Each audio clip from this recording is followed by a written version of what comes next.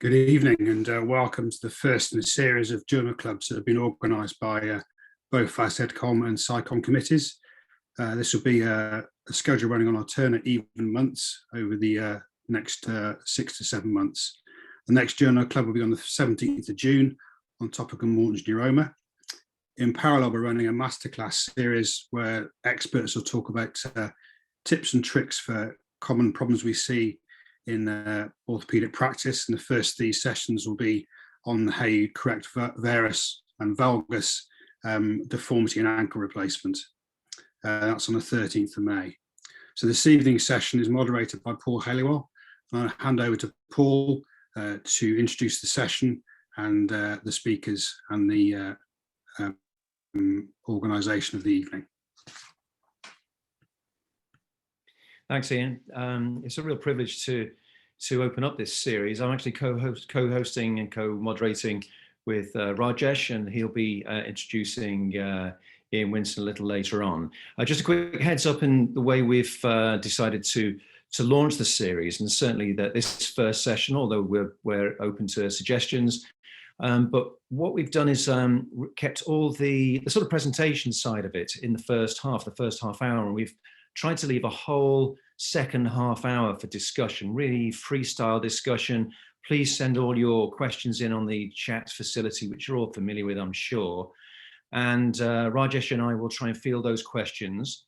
We've got 2 papers, as you probably know. The first one is going to be discussed by one of the seniors, author Paul Cooke, and then Ian Winson for his paper. And as I say, we'll keep all the questions until after both papers. Now, we're sure that absolutely everybody who's joined has actually read the papers through and is thoroughly familiar with it, but there's always a slight possibility that somebody out there might not have had chance. So what we've done is 2 of our fellows each of our fellows have recorded a presentation just of the contents of the paper to run first, and that's only for 3 minutes or so, so that even if you haven't had a chance to read the papers recently, you'll be well up there with everything that they contain.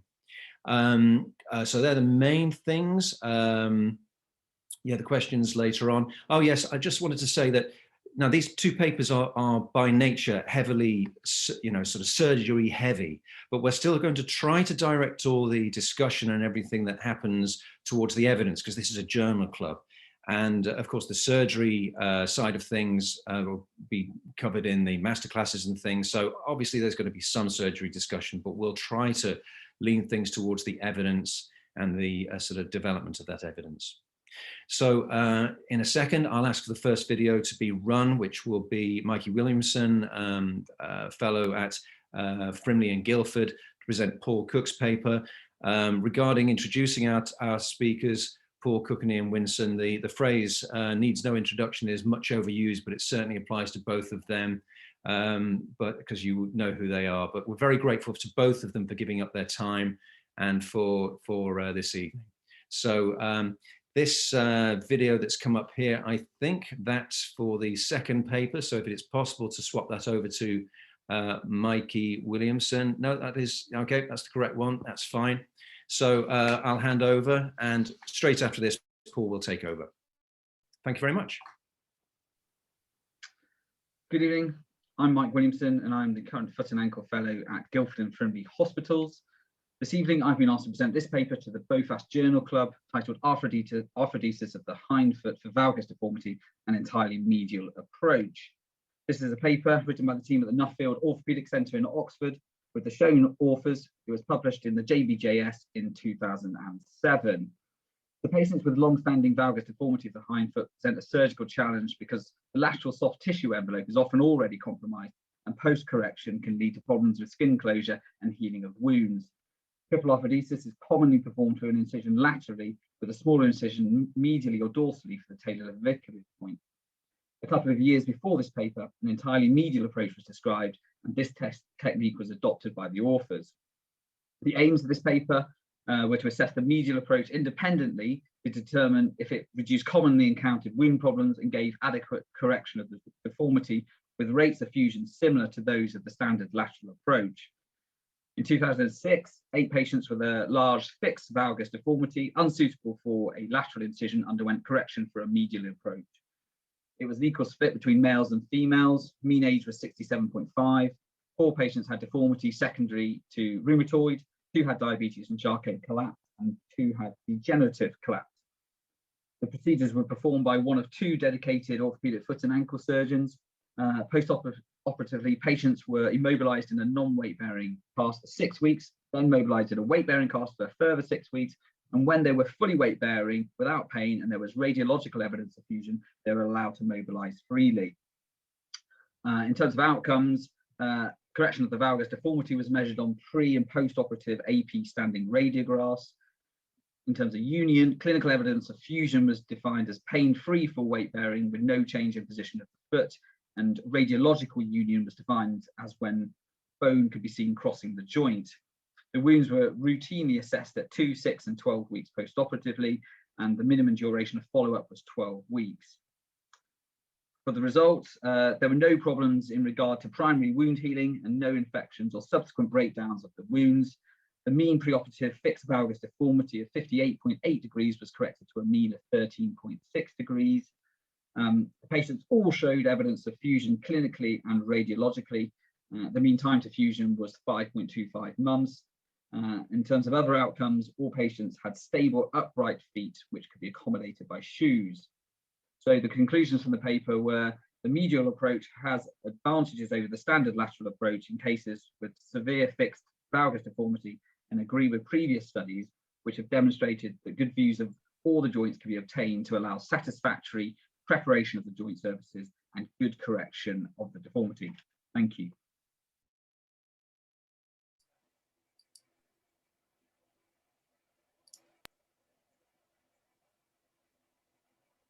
Hello. Right, I'm Paul Cooke. I'm pleased to talk about this paper. To do that, I need to cast minds back to 2005 and 2006, where I'm afraid some people listening will have been at school or just have started their medical studies. But an old man like me was a consultant working in foot and ankle surgery. And one of the common problems that we saw then was people with severe rheumatoid disease, because the disease modifiers were very rarely used and the biologicals really had not started at all. They probably hadn't been licensed by then. So we saw large numbers of patients with severe planovalgus collapse, and it was an issue that was apparent to quite a lot of us, that if you take a patient in severe planovalgus collapse and you do a triple fusion, then if you did that from the lateral side, then you are going to end up stretching the skin, which has been contracted for a long time. Now, to give some perspective in that, I have to tell you that at the time, if you go to the contemporary operative orthopedics books, including Campbell's Operative Orthopedics, there is no description of any approach to triple fusion other than from the lateral side and using an Ollier type incision. Now, the Ollier type incision wouldn't be acceptable nowadays either, because it started at the tip of the fibula and it went across the midfoot and it divided nerves and tendons on its way. Now, if you took these patients with fixed planovalgus deformity and you performed that operation on them, you could correct the hindfoot with some difficulty, and at the end of it, you ended up with skin that was like a drum skin stretched across, and you hoinked it together, then you straightened the foot, and then the first time you saw the wound again was 2 weeks later when you inspected the wound, and you knew it was going to have broken down and infection would get in and problems would ensue. So it was also a time where there were big changes. Most of the generation of myself and of Ian Winson had gone into either trauma or into hip and knee surgery, the new exciting things of the time. And Ian and myself and another group, all sorts of groups around the world, had this free house where we were 5-10 years into consultancy, and there really weren't any foot and ankle surgeons much above us. Those that were relatively elderly even to us then, but were very generous in being open with us. But little groups formed. Ian, myself, and Steve Parsons particularly developed ankle arthroscopy in this country. And I was part of another group, which was sponsored by Johnson & Johnson, which had Mark Myerson from the United States, Chris Coatsey, Terry Saxby from Brisbane, and myself. And we met together and were sponsored to come together a few times a year to meet and discuss techniques, see where things needed advancing, and develop techniques. And it was from one of these meetings that the medial approach arose. And it was part of the ethos that I had been teaching, that in adults, when you correct deformity, you put the foot under the leg, you put it square to the ground, and you balance power. But in adults, you always correct deformity by shortening the long side, not by lengthening the short side. I'd previously published a paper on medial approach ankle fusion for similar circumstances with ankle degeneration. And this development, which went on in Mark Myerson's laboratory as a cadaver subject, was a natural runoff from this. And Mark and myself both in about 2004 to 5 started this procedure. Now, Mark was a machine for producing papers quickly, and indeed 2005, there is an abstract in the Journal of Bone and Joint Surgery talking about this from Mark. And then later, it was published in Full Technique in Foot and Ankle Clinics, which is not an easily accessible journal even now, frankly. And we decided that it was not accessible and we should publicize our results. And you will see that within months of the last case, this paper was published. And again, there's a reason for this, and that is because the editor of the journal asked me to get together some cases and write it up so that it was accessible. And so we got a fast track through. Now, it was merely an indication that the operation could be done, that it could be successful. I felt that the registrar talking about it was very generous to me. I hope it wasn't that he was scared of me, but there are major issues with this. And some of them are constitutional issues which we still face. We still don't know how to measure deformity.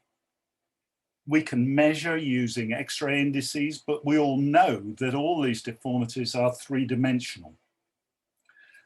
When we get to 3 dimensions with angular deformities, any rotation and correction of rotation may have strange effects on the angulations. So we were felt unable to give any outcome measure other than saying that the foot was now underneath the leg and square to the ground. The other thing is that the outcome measures that we could use, other than radiological ones, were underdeveloped. The only real sensible one to have tried to use, which we looked at, was the BOFAS score. But the BOFAS score is heavily dependent upon the mobility and the normality afterwards of the patients. And these were patients who were, when you're looking at measurement indices, where we talk about floor and ceiling and floor effects. That is to say that it's easy to write indices that work in the middle and say that someone who's a bit bad becomes quite good.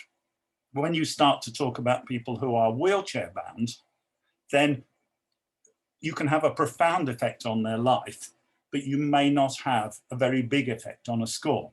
And similarly, when you're talking about high-level athletes, you may find that they are disabled from their occupation, but they're still scoring 99.9 out of 100 on your score because they're still better than the rest of us, even when they can't do things.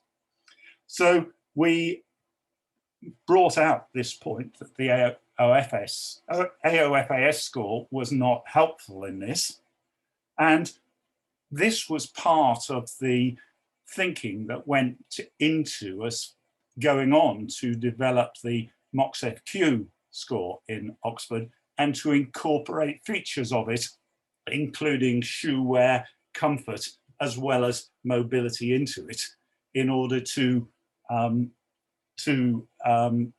try and score these patients. And that's another set of articles altogether. But we're still, I think, these days, and people may take exception or discuss later, really have not achieved a situation where we can look, even with three-dimensional standing CT scans, and reproducibly measure angular deformity, or accurately measure at the base of the ceiling and floor effects within generalized scales. And that's a weakness, and one I hope may inspire work from people listening as they move on in their careers. Do I still do this operation? Well, I've just retired recently, so no, clearly. But would I still be doing this operation? Absolutely. I used it more and more for approaching the tib post for complete ruptures and for fusions at the same time with that. But I used it within that principle that still stood, that you shorten the long side of the deformity. How would I change what I wrote? Well, I'd have more time to write it so that I could have put some illustrations in it. The tips I would pass on would be to lie the patient slightly on their side. You don't actually have to struggle for access, because in my experience, all patients with severe plano valgus actually have externally rotated legs. So the foot lies on the table very nicely for you, even if you don't put a sandbag under the buttock to tilt them a bit. But it's much easier as you go in to put a sandbag underneath the ankle and let the foot drop down. It opens up your wound. It opens up your exposure. And the thing which I found most difficult of the lot sometimes, was identifying the subtalar joint, using a needle to identify it, but also knowing that the subtalar joint does not dislocate one bone off the other, it rotates off. And if you reduce the talonavicular joint at the front, you will reduce the subtalar joint. I've run to the end of my 10 minutes that I'm allowed, so I will mute and stop my video. Thank you, and I'll rejoin you later. Well, thank you very much indeed. That was a really fantastic summary of all the main issues there. And as I said, we'll please make a note of all your questions, because we'll be dealing with them at the end. Can I introduce my co-moderator this evening, Rajesh Kakwani, who's going to introduce Ian and the second part of the presentations. Thanks, Rajesh. Thank you, Paul. Now we'll move on to the next important topic, which is about arthroscopic fusion of the hindfoot, which could be subtalar, triple, or double. Now, regarding that, I would like to introduce Ian Winson, who, in addition to being my fellowship supervisor, he's also the past president of the British Foot and Ankle Society, the European Foot and Ankle Society, and the BOA. He's well known for his arthroscopic foot and ankle surgery techniques, and I would personally vouch that he's one of the best in them. Without further much ado, we'll now have the presentation about the topic by Nick Hutt, who's one of our foot and ankle fellows.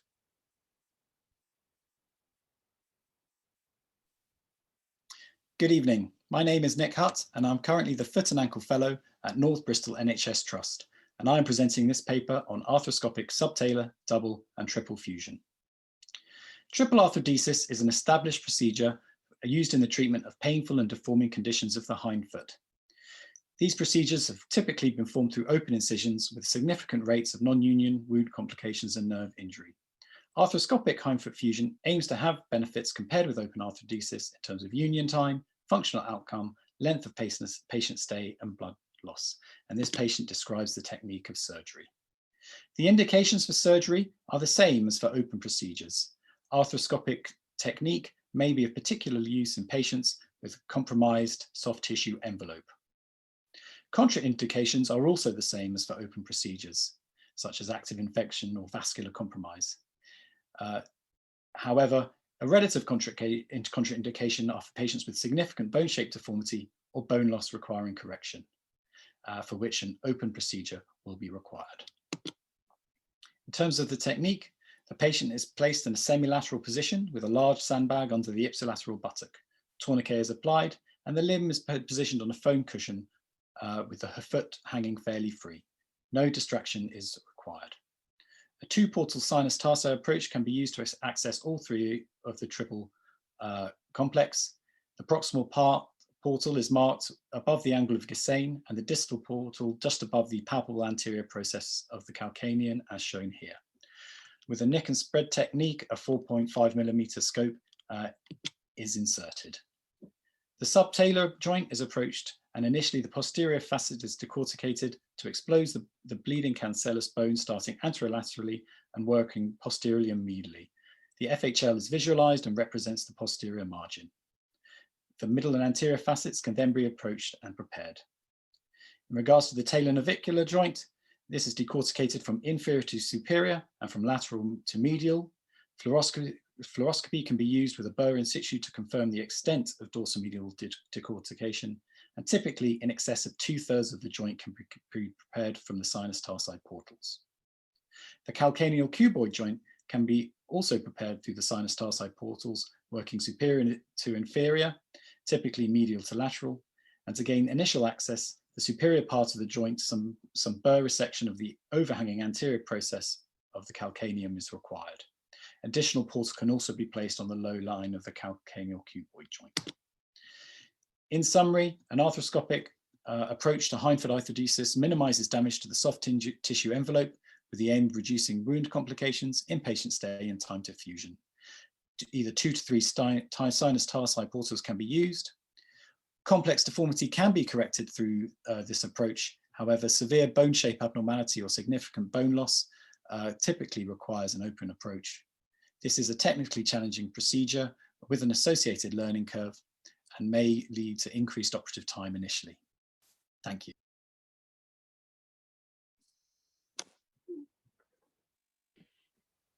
Okay, we'll now have Ian Winson give us his viewpoint about this topic, what he felt at that time and now.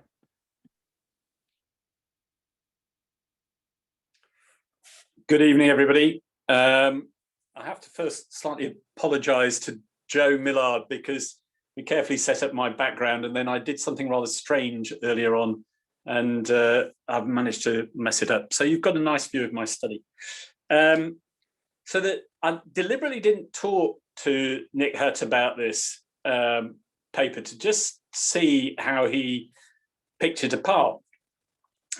Because the first question is, what is this paper? Why was it published in the first place? And what is the science behind the publication process that justifies it at all?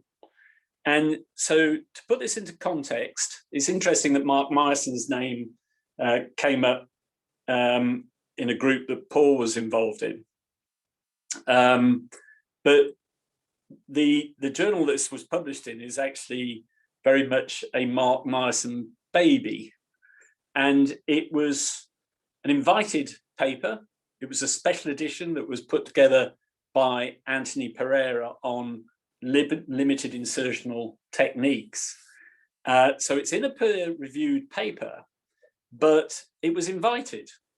So that's a little bit strange in a way. And as a paper, what it really is a combination of a technical report telling you how you can do it.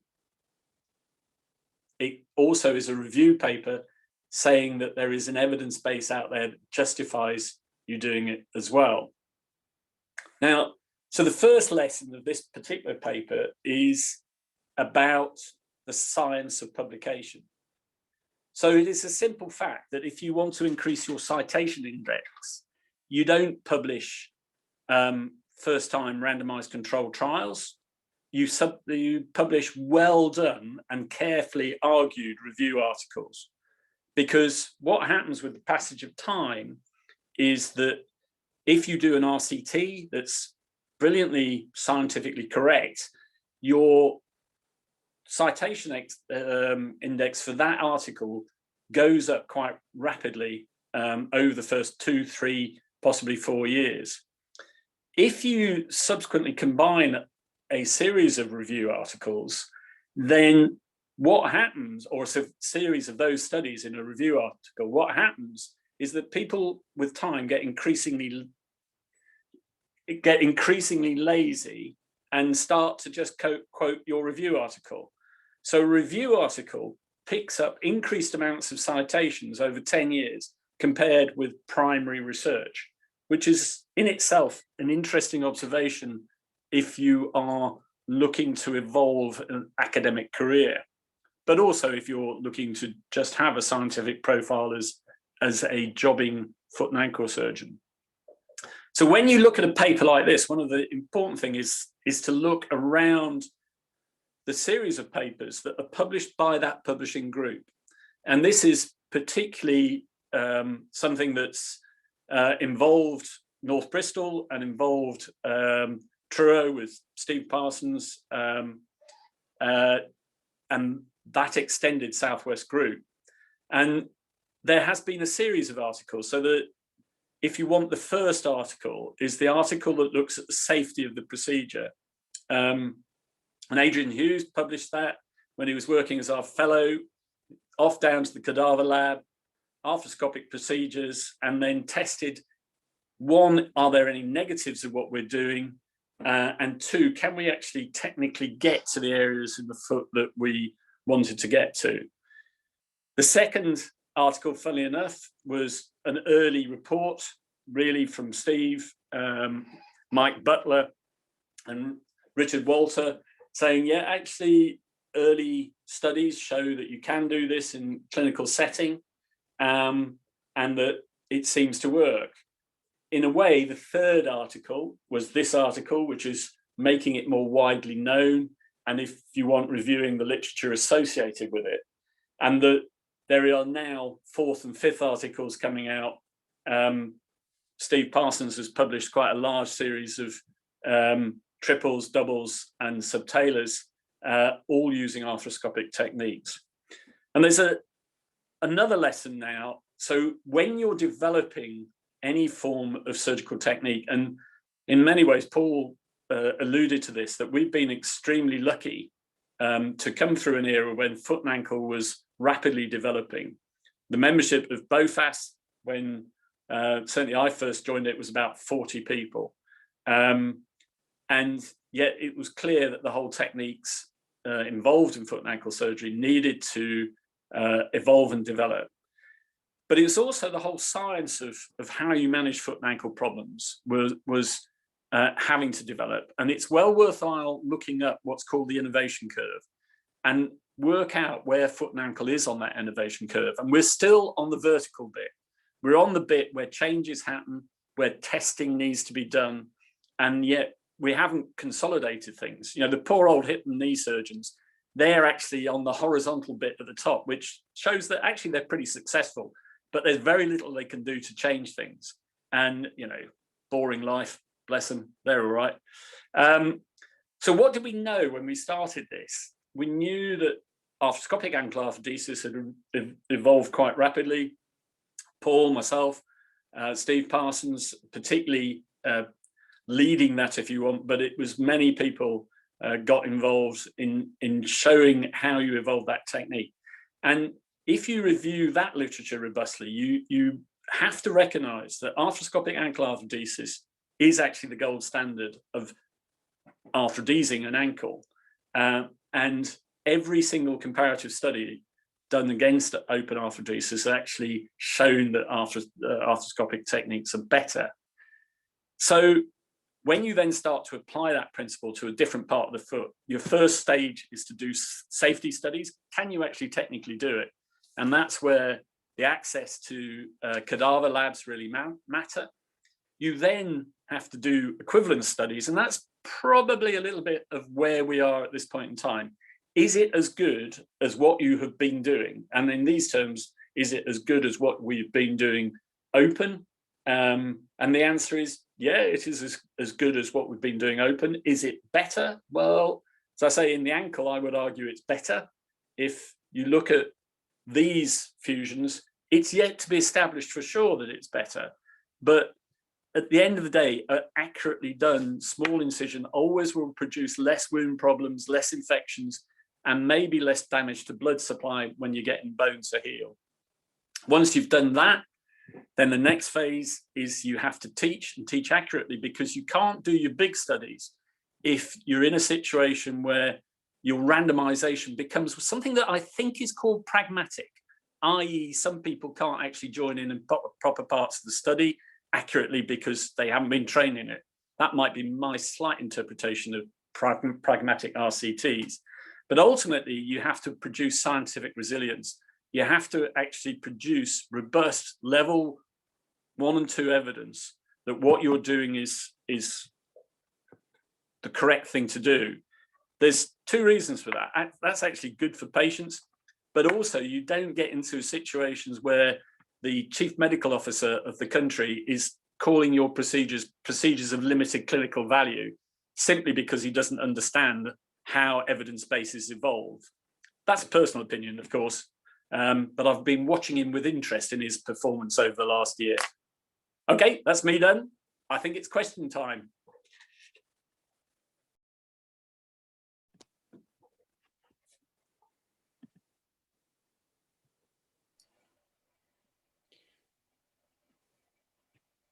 Thanks, Ian. I'm looking down at the question and answer slot, and there's the number 1 has appeared. So we do have 1 question, but please do type all your questions there and make the most of having such sort of eminent speakers and with us. So Kaushik Jain has asked, one of the complications of the medial approach hindfoot fusion is AVN of the talus. What is the incidence of this complication? Any tips to reduce the occurrence of this complication? So I guess, first of all, I have to address that to Paul, please. Well, it has been reported. It rarely happens. If it does happen, it generally self-treats if you've fused, because you're bringing a blood supply across the fusion. And tips, well, just limit your dissection. This is an operation where you can go straight into the joint, clear it. It's going to happen more because of the group of patients that have this. They tend to have the rheumatoid, to have the diabetes, to be on steroids. It's the group of patients who may get it if you don't do it as well. If you haven't got a lot of other things going, can I just sort of fill in one thing that I didn't particularly mention, and which I noticed on the review of Ian's as well, is how important it is to differentiate between fixed and correctable deformity. That actually, if you've got a patient who stands up and their foot turns upside down, it's easy to correct that from any approach because you can reduce it. If on the other hand, that deformity is fixed, then the soft tissues are fixed, and neither should you approach it from the short side, nor is it easy to correct fixed deformities by arthroscopy. Would you agree, Ian? I think, you know, the simple reality is what we are always trying to do is to do 2 things, is to make sure that our wounds heal well and make sure that our bone union is as good as it can be. And so, yeah, that would be one of my arguments about why there's an advantage to arthroscopic techniques, is that you're trying to address both those problems. And you know, it's inevitably true. The bigger your dissection, the more you're going to damage just doing the operation. So I think there's a very strong argument for trying to do things in a way that reduces the approach that you're using. And the arthroscope at the end of the day is a 2.5 magnifying instrument just to help. It's not some magical tool.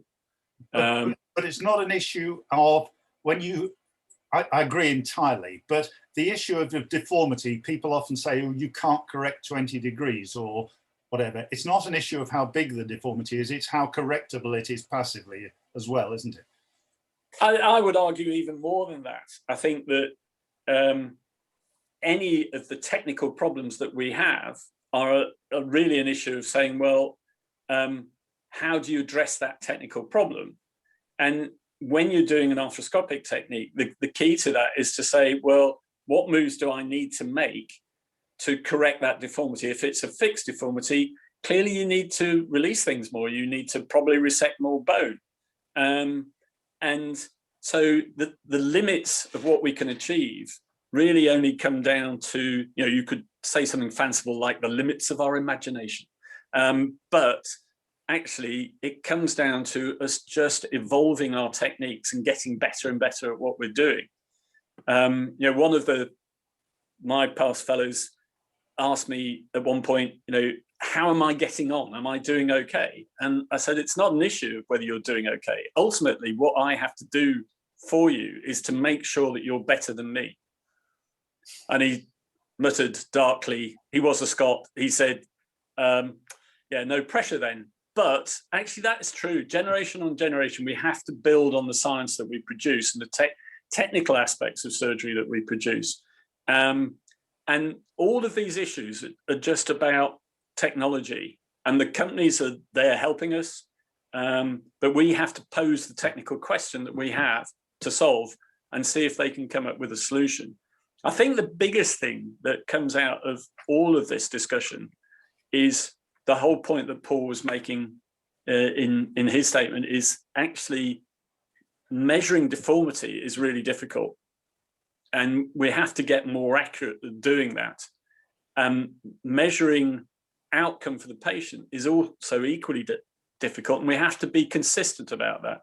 And it really is long time gone that we ought to, the BOFAS score is just a bundle of, yeah, okay, fine. That might actually feed into another question that's come in there from Yanis Papachristos, because actually, Rajesh, do you want to field that question, the top one? For a young foot and ankle consultant, do you think in the first year, what should they do? Reviews, case reports, RCTs? None of them are easy. What would you suggest? Is that specifically to me? Because if it's specifically to me, I would say actually sit down, analyze what you're capable of, work out what you're not capable of, work out, is that a deficit? So, for example, I don't think anybody actually ought not to, if they're a foot and ankle surgeon, they ought to be able to do an arthroscopic ankle arthrodesis. It's very difficult to argue that you shouldn't have that in your armamentarium. If you don't have it in your armamentarium, we run a really cracking course in how to do it. And, if people need a refresher, fine. And it's not difficult to learn. So early on, what you need to do is look at your own skill set. Is it robust enough? Is it versatile? Can I change what I'm doing? And if necessary, actually take the opportunity to redevelop that. One of the downsides of foot and ankle, I'm going to ask Paul a question. Is there anything that we're really doing now, apart from possibly bunion surgery, that we are doing the same as we were doing when we finished training? No, and bunion surgery we're doing differently. I mean, all the French introduction. But what's the question? How you should be training yourself as a surgeon, or was it what you should be producing as by way of papers? I wasn't quite clear. I think I interpreted the question as one, if somebody wanted to develop an academic arm to their career. I think that's what was behind it. Well, but feeding off those really good points that Ian made about getting your citation index up and the thing. I think it looked like that's what prompted it. But developing an academic side to your career now. Well, my advice would be, and I might get invited back to one of these meetings again for saying it, is sign up for the BOFAS registry. The first thing is not to produce papers, is to produce data. And the BOFAS registry is the most reliable way, and it's to do with working in teams. And actually working in teams is much more fun than which is working individually, apart from anything else. And joining in one man is no longer going to be able to produce good papers. It's got to be done by groups of people. And if you don't have your baseline data, and I didn't then, and nor did anybody else, even in the hip and knee surgeons in Oxford, then if you don't start collecting your baseline data, it's going to be rubbish in, rubbish out. Paul, I'm going to combine two questions, if I may, one from William Nash and one from Ed Wood. So William asks, with regard to the immediate approach to the double or triple fusion, have you had any episodes of instability at the ankle due to deltoid release?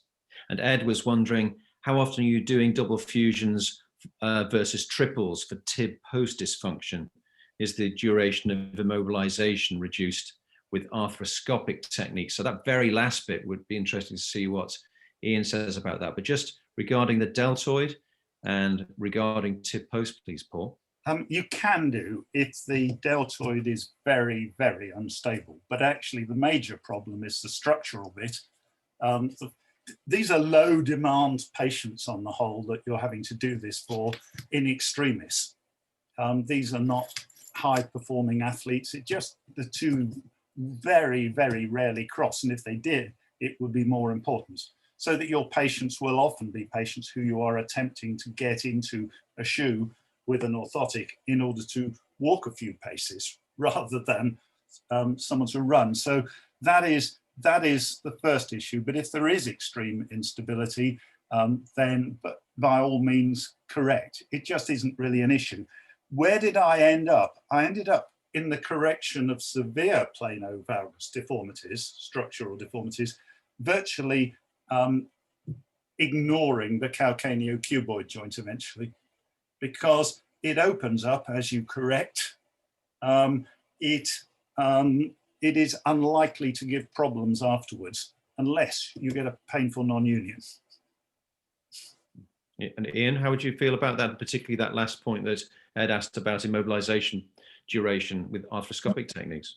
Well, I think that the first thing to say is to pass a comment a little bit about the deltoid, because having seen over the last month, 6 weeks, a patient of mine who I did with open triples, seemingly very nicely aligned, 2005 or something, and she's back with bilateral valgus pattern osteoarthritis of her ankles.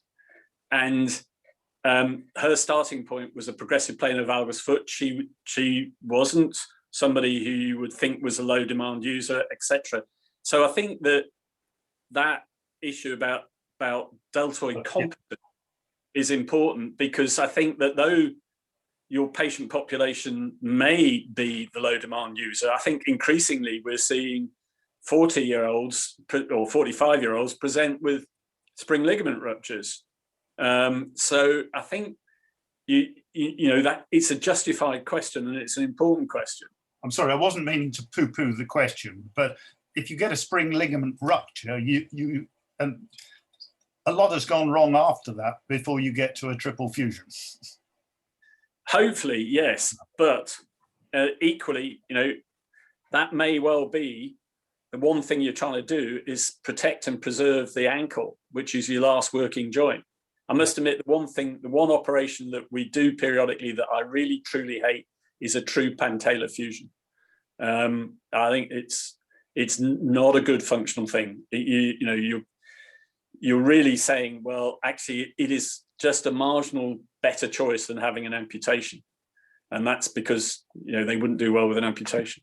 Yeah. So sorry, the last bit, I got away from that. Duration of immobilization. I think you have to be slightly careful, and we were conned probably by ourselves early on with arthroscopic ankle arthrodesis by a simple statement that appeared in a paper done by Colin Dent, who sadly died of lymphoma some years ago, but was actually an academic in Cardiff and produced almost the first paper about arthroscopic ankle fusion. It was only a dozen cases, 6 of which probably didn't unite terribly well. And he threw in the comment, oh, the great thing is you're going to be able to mobilize them early. And we learned with arthroscopic ankle arthrodesis, actually it takes 12 weeks for them to heal. it's what bone union does. It's actually probably more reliable at 12 weeks than at open arthrodesis, which on average probably heals at 14.5 weeks or something. So I don't think you want to be overly aggressive with the idea that somehow this using arthroscopic techniques allows you to get going more quickly. I think really what you're looking for is reliability and reproducibility. Having said that, I noticed in Paul's paper, and okay, it is a specific group, there are bad deformity, etc. But it was the traditional, what I think of as the old-fashioned 6 weeks, non-weight bearing, 6 weeks partial weight bearing, and out you go.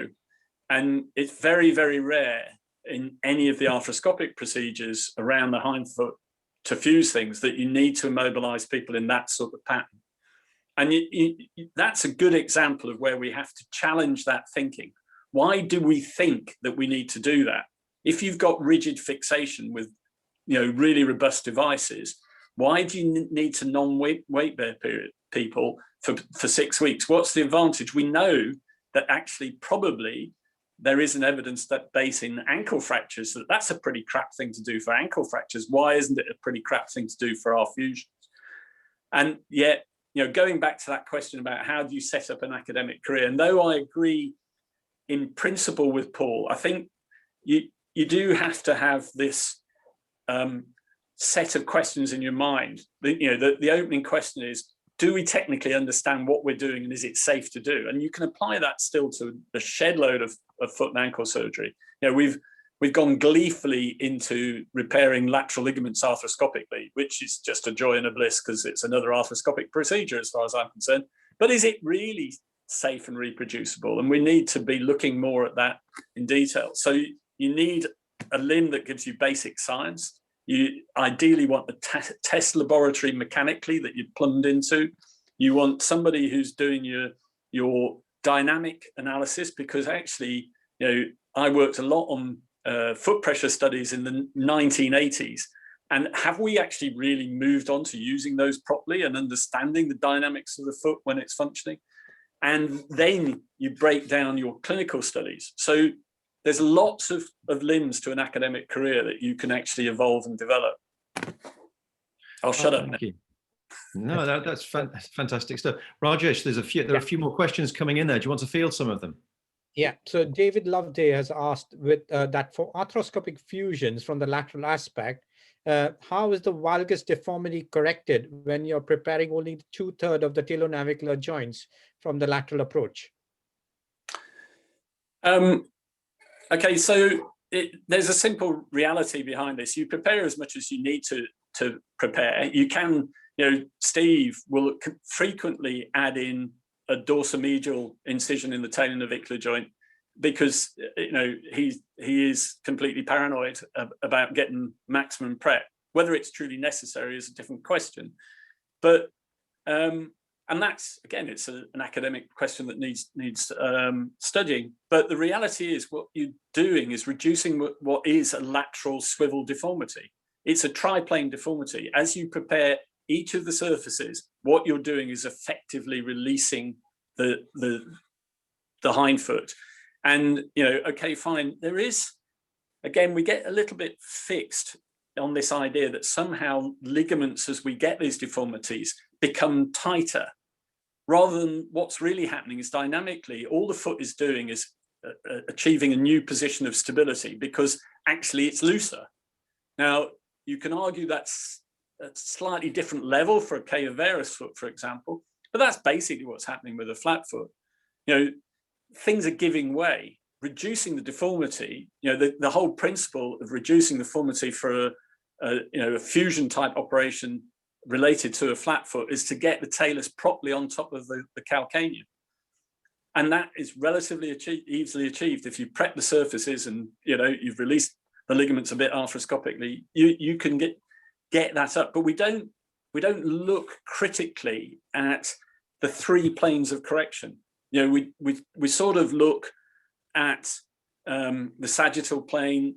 We might look a little bit at the coronal plane. Do we look at the axial plane, etc.? So it is a 3D deformity, and by addressing each component, then actually you reduce it because you can. How about you, Paul? Yeah, it to me comes back to principles, and it may be, and it always has been a little bit between Ian and myself, and we like to disagree on almost everything, but we are best of friends, just to put people's minds at rest, and have been for 40 years or more. That I've always approached this from being appointed as a consultant with a special interest in neurological disorders and their manifestations. So the patient group I have seen have had major fixed structural deformities, which are some of which have been developmental as well, so that you get abnormalities of bones, and a lot of which have been present for so long that actually you do get shortening of the ligaments. But it takes a very long time in a plano-valgus collapse to get a fixed ligament. Less so if it happens more when you've had an inversion deformity for 40 years. Now, the basis is always shorten the long side. And when you are going in arthroscopically, you are removing cartilage from both sides of the bone. And if you can get right the way across the joint, either from the lateral side or from the medial, you are shortening both sides of the joint, and you will be able to correct throughout any laxity you get from those. Okay. You know, over the... carry on. Sorry, I'll come back a little bit of Paul, only in that actually there's another example of a study we've never done, and maybe you know, standing CT is going to help us with this, because actually I don't think, apart from the fact that you get sometimes exuberant bone, that you ever get anything that's fixed in a ligament as a consequence of a deformity that's, you know, evolving. Now that might be a slightly controversial thing to say, but what I do think, and we've never looked at, is does bone remodel? So we look at people and we do calcaneal osteotomies to correct their valgus heel, and in many ways what we're sort of thinking, hang on a minute, I'm going to do this because I'm trying to overcorrect it to protect the other work that I've done in the middle of the foot. But actually maybe what we're seeing is a remodeled calcaneum, because we know, you know, you put bone in certain positions and then load it, the forces will remodel that bone. And we've never really thought about that or done it. And actually, where Paul is absolutely right, that fixed deformity that we see, and we've got an illustration of that, is particularly in the inflammatory arthropathies. You think of the bizarre appearances of bone that we get in that group, and the way that, you know, you get stress fractures of the lateral malleolus that cranks the whole thing further out. And we're seeing remodeling bone, and we've never really talked about that. We've never really studied it. It's a whole academic career for whoever's looking for an academic career. But we do know that remodeling happens in children, and it's probable that as you get older, your ability to remodel slows down, I suspect. That would be a gut feeling. So it may for you and me be so slow. No, but I think it comes down to, it's a little bit, it's just looking at what happens if you have an angular deformity and a tibial fracture, and you go beyond a certain degree of angular deformity and you keep loading that, and you will see progressive deformity happen down the whole of the limb. Yeah. You know, what's the worst nightmare that we really have now is that you and I used to think, oh, cava varus, that's a bit dodgy and whatever. But actually, when you get somebody who has a complete valgus pattern down the whole of the leg, including, you know, their adducted hip and their valgus knee, and then their valgus foot and ankle on the bottom of that, you might as well go to the pub. It certainly amazes me when I see, if I do a scarf osteotomy on somebody and then they come back to me 5 years later for the other one, I always get the two views. It always amazes me how that first one is remodeled and all filled in on the lateral side proximally, and it's basically grown itself a new cortex, and where there used to be cortex, there's now medulla, and where there used to be fresh air, there's now a new cortex. But I guess the head of M1 is where I put it, and it's just the bone support in between that's remodeled. That's really interesting idea. I'm just looking at we've got just a few minutes left, and we have had some good questions coming in. Tim Clough a little while ago, just to come back to the sort of triple versus dipple issue, and he's just pointed out that he really loves that medial approach, and he said that he rarely finds he needs to do a triple, and he doesn't see ongoing aching from the lateral third of the foot when he doesn't do one. So he just specifically wanted to ask both of you, please, what's your sort of breakdown of double versus triple, and if you do still doing some triples, what are the indications for adding in the calcaneocuboid joint to fuse? Well, in my patient population, which was elderly, rheumatoid stroke, plano valgus, as I think I said a bit earlier, I virtually stopped doing anything to the calcaneocuboid, because as you reduce, that joint opens and is not under tension.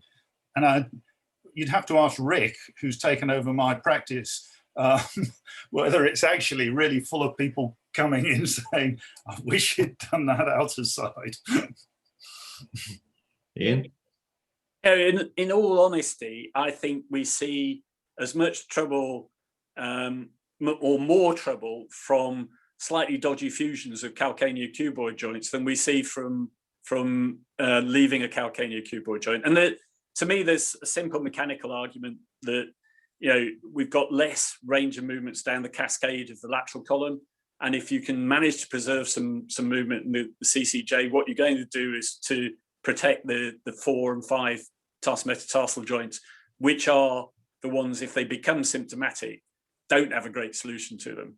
So I really try and avoid doing it. But if you were to ask me how I break that down, if you're coming from planar valgus, then as much as possible, if there's the least possible excuse, leave the CCJ alone.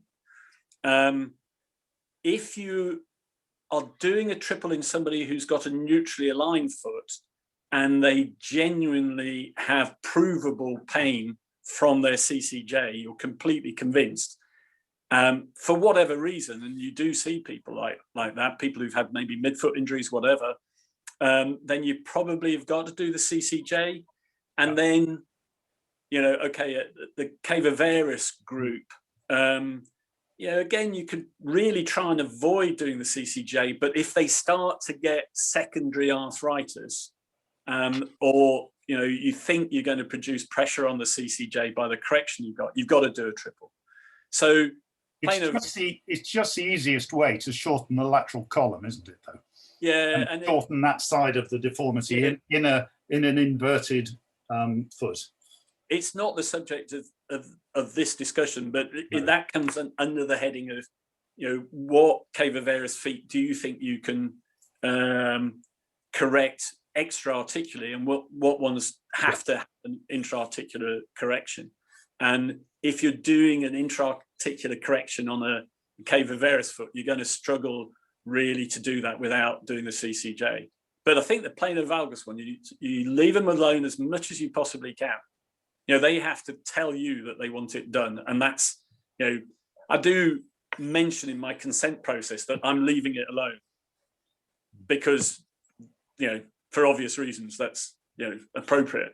But they have to come back to you and say, oh, this is really quite sore. And a good example, recently, I've done a post-trauma arthroscopic ankle arthrodesis on a guy who the net effect of his ankle post-trauma arthritis was to put his foot into a planar valgus position. He'd also had a bit of trauma to his CCJ. We'd sorted out his ankle, getting his talus in the right position. It unwound the rest of his planar valgus. Pressure came off his CCJ, and he spends half his life on his feet, and he's perfectly happy to leave that alone. So as much as possible, try and leave it alone. But it's the neutral ones and the cavavarus ones that are the ones that you're going to find it difficult.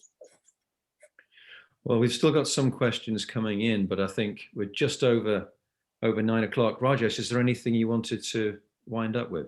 Yeah, just thank you. Thank you very, very, very much to the two panelists. They were fantastic, and I think it was very effective. Yeah. Thanks from me also. And we hope from all the delegates listening, we've had over 70 people right the way through, and we deliberately left that second half as sort of freestyle. We likened it to, you know, the comedians who don't have a script, they just sit on the sofa and invite the questions. We wanted to do the second half. We hope that you enjoyed that, and there were so many interesting questions coming up there. So thanks from both of us, from all of us, Ian and Paul, for your time. And I think I'm probably going to hand over to perhaps Ian Sharp just to sort of close the whole session. I think I'm correct in saying that. Can I just say one thing, Paul, that if anybody who's asked a question is really frantic to get that question answered, I'm sure Paul and I will not mind being emailed directly and answering their question directly. We won't mind, will we, Paul? No, not at all. He's got a bit pale. Oh no, he's fine. No, not at all. No. Yeah, one thing more is that we'll be sending you feedback about this journal club.